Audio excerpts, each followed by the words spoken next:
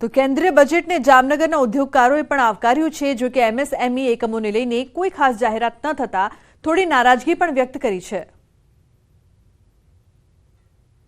કેન્દ્રીય મંત્રી સીતારામને આજે વર્ષ 2024નું વચગાળાનું બજેટ રજૂ કર્યું છે ને ત્યારે જામનગર કે જે બ્રાસ ઉદ્યોગ સાથે સંકળાયેલો છે આ ઉદ્યોગકારો આ બજેટને કેવી રીતે જોઈ રહ્યા છે આપણે સીધી જ વાત કરીશું ઉદ્યોગકારો સાથે।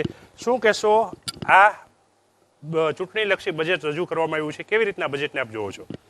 આ બજેટ હકીકતમાં તો ચૂંટણી પહેલાંનું બજેટની અંદર કોઈ જાહેરાતો મોટી હોતી નથી જનરલી, છતાં પણ અત્યારના બજેટની અંદર જે સ્ટાર્ટઅપ પ્રોગ્રામિંગ છે સરકારશ્રીનો એમાં વર્ષ દિવસની વ્યાજની રાહત આપ્યું છે અને ગ્રીન એનર્જી ઉપર ફોકસ કરેલું છે અને ઇન્ફ્રાસ્ટ્રક્ચર ઉપર ઘણું બધું ફોકસ કરેલું છે અને મકાનો જે દેવાના છે નાના 2 કરોડ જે નિર્મલા સીતારામે કીધા એ સરાહનીય છે।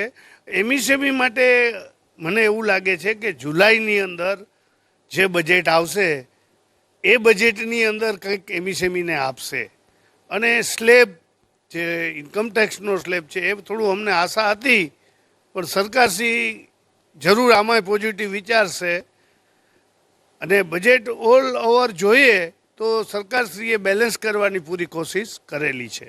બેલેન્સ કરવાની કોશિશ કરી હશે, શું કહેશો આ બજેટને આપ કેવી રીતના જોવો છો? કેન્દ્રીય નાણામંત્રી નિર્મલા સીતારામનજીએ જે આજે 2024નું ઇન્ટરિમ બજેટ જેને કહેવાય વચગાળાનું બજેટ રજૂ કર્યું, જામનગરના બ્રાસ ઉદ્યોગકારોને માનનીય નાણામંત્રી પાસે ઘણી બધી આશા અને અપેક્ષા હતી, પણ આમ જોઈએ તો ચૂંટણી પહેલાંનું બજેટ હતું એટલે બંનેને બેલેન્સ કરીને ખાસ કરીને કોઈ નવા કરવેરા હાલને તકે નાખેલ નથી અને કરવેરામાં કંઈ ફેરફાર કરેલ નથી, નવા કરદર નાખ્યા નથી, એટલે આમ જોઈએ તો બ્રાસ ઉદ્યોગ માટે બજેટ બેલેન્સ છે એમ કહી શકાય। બેલેન્સ છે, કરવેરાઓ નથી નાખ્યા, શું કહેશો કેવી રીતના બજેટને આપની? હવે જે સીતારામે વચગાળાનું બજેટ રજૂ કર્યું છે એમાં નવા કરવેરા નથી નાખ્યા। અમને થોડીક અપેક્ષા હતી જે મોંઘવારી વધી છે એના કારણે થોડા ઘણા કરમાં ફેરફાર કરે, અગર તો એ અંગે ભવિષ્ય વિચારે એવું પણ કોઈ અંદેશની અંદર છે નહીં। અમારી મૂળ માગણી દર વખતે હોય છે કે લેબર લોમાં સુધારા કરો, કારણ કે આ બધા નાના ઉદ્યોગો છે એને મોટા ઉદ્યોગના કાયદા પાડવા પડે એ બહુ અઘરી વાત છે। તો આ બજેટમાં ભલે એ લોકો સુધારો ન કરે પણ નીતિ વિષયક વસ્તુ છે એના પર થોડોક ઘણો પણ પ્રકાશ પાડ્યો કે એમએસએમઈને આ બાબતની રાહતો આપવામાં આવશે એવું કંઈ પણ જાહેર કર્યું હોત તો અમને વધારે સારું લાગત।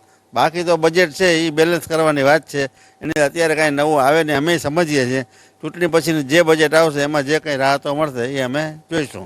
એટલે જે પ્રકારે વાત કરવામાં આવી જામનગરના જે બ્રાસ ઉદ્યોગકારો છે આ બજેટને જે વચગાળાનું બજેટ છે એને ક્યાંક ને ક્યાંક સમાંતર બેલેન્સિંગ કર્યું હોય તેવું માની રહ્યા છે ને જે છૂટછાટ મળવી જોઈએ છૂટછાટ ક્યાંક નથી મળી, પરંતુ જે પ્રકારે કરદરમાં ક્યાંક ને ક્યાંક વધારો નથી કર્યો તેને લઈને બજેટને આવકારી પણ રહ્યા છે।